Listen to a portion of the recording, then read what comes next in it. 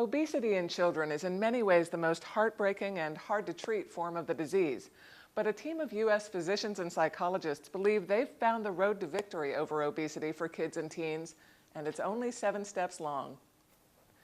An expert panel from the Centers of Obesity Research and Education have developed a program called 7 Steps to Success, which they say represents a new method of treating childhood and teen obesity by moving the patient step by step through 7 levels of increasingly intense treatment, stopping at whatever step is most effective for each individual. What are these magical steps, you ask? Here they are in a nutshell. The first is medical management, which means regular visits to the pediatrician to monitor the child's weight and any related health problems. Then education, counseling parents and children on a healthy diet and lifestyle. Step 3 is environmental changes, changing the child's environment to reduce triggers for unhealthy eating and promote more physical activity.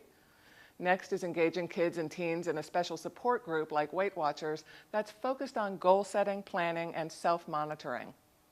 Number 5 is cognitive behavior therapy, which is psychiatric therapy that emphasizes a person's thoughts or feelings. The first step would be performed in a clinical, short-term environment, and, if necessary, would be followed by a second level of therapy that takes place in a residential environment like a boarding school or clinic. And finally, if necessary, bariatric surgery, with appropriate post-operative psychological and social support and continuing care. Not everyone has to complete all 7 steps. The goal is for children and teens to resolve their weight issues early in the process.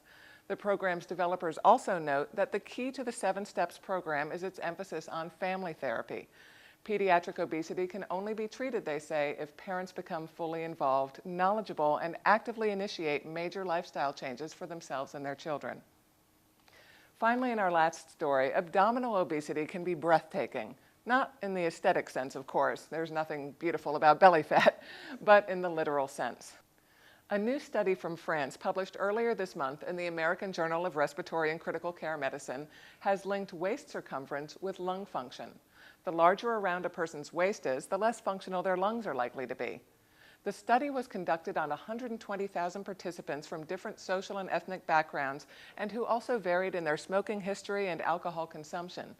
Researchers looked at each subject's incidence of health conditions like diabetes, hypertension, and cardiovascular disease and found a clear relationship between impaired lung function and these types of issues. The correlation was due mainly to abdominal obesity, which the doctors defined as a waist measurement of 35 inches or more for women and 40 inches for men. The researchers theorized that belly fat may degrade lung function by causing inflammation and also by simply squeezing against the diaphragm and other internal organs. In any case, the study only adds to the growing body of evidence that excess abdominal fat weakens both your heart and lungs. With asthma season on the way, now would be a great time to lose that belly fat and breathe a little deeper.